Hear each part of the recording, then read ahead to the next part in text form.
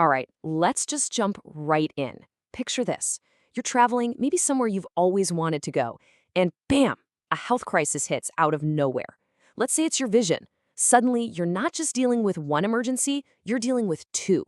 The medical one, which is obviously terrifying, and the financial one, which can feel just as scary. So today, we're going to build the playbook for that exact moment. This quote it nails it, right? In that moment, your brain splits. Part of it is pure panic, and for good reason. Your health is on the line. But the other part, it can't help it. It starts doing the math. What's this going to cost? Is any of this covered? Our whole goal here is to get you so prepared on the math part that you can push it aside and focus completely on the medical part. So what does that panic moment actually feel like? Well, for something like a potential retinal detachment, it's these things right here. It could be a weird shadow that feels like a curtain is falling over your eye. Or new flashes of light, like a tiny camera flash going off where it shouldn't. Or maybe a sudden storm of floaters, way more than you've ever seen. If any of this happens, you have to understand, time is your enemy. And that leads us to the number one most important rule here. Act first. Seriously, the real choice you're making isn't about whether something is covered or not. It's about speed versus regret. You handle the money problem after you get the medical problem under control, never before. Hesitating, waiting to see is hands down the most expensive choice you can make, both for your health and your wallet. Okay, so medical priority is set. Act first. Now let's get into the nitty-gritty, the math. We have to navigate what is truly a maze of Medicare coverage rules because, and this is so important, your benefits can literally transform the second you cross an international border. So, the big question, does original Medicare cover you outside the United States? The simple, blunt answer you need to burn into your memory is almost never. This is the baseline, the fundamental rule. You just cannot assume you have coverage because for the vast majority of travel, you don't. But, almost never isn't exactly the same as never. So it begs the question, right? When are those super rare, super specific times that original Medicare actually pays for something overseas? Well, there are basically these three incredibly narrow little doorways. First, the border town emergency. This is when you're physically in the US, have an emergency, and the closest hospital happens to be across the border in Canada or Mexico. Second, this very weirdly specific rule for when you're driving through Canada to get to Alaska. And third, if a foreign hospital is just plain closer to your US home than any American one. You can see, these are not your typical vacation scenarios.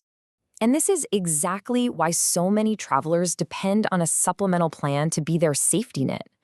But you have to think of these plans, both Medigap and Medicare Advantage, as having some really sharp edges. They can be a huge help, for sure, but they are not a blank check. You got to know the limits. Let's break down the limits on a typical Medigap plan's foreign travel benefit. First up, there's a ticking clock.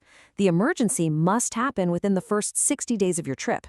If something happens on day 61, you could be completely out of luck. Next, you pay first. There's usually a separate $250 deductible you have to meet for just this benefit before the plan pays a single dime. And it's not even full coverage. The plan will often only cover 80% of the bill. That means you're on the hook for the other 20%.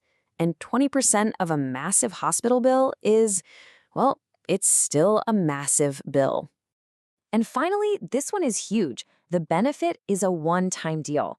A lot of plans have a $50,000 lifetime maximum. Not per year, not per trip, for your entire life. Once you hit that cap, it's gone forever. So what about Medicare Advantage? Well, that's a whole different story. It completely depends on your specific plan. But even with the best ones, you're almost certainly going to have to pay the entire bill up front and then try to get reimbursed later.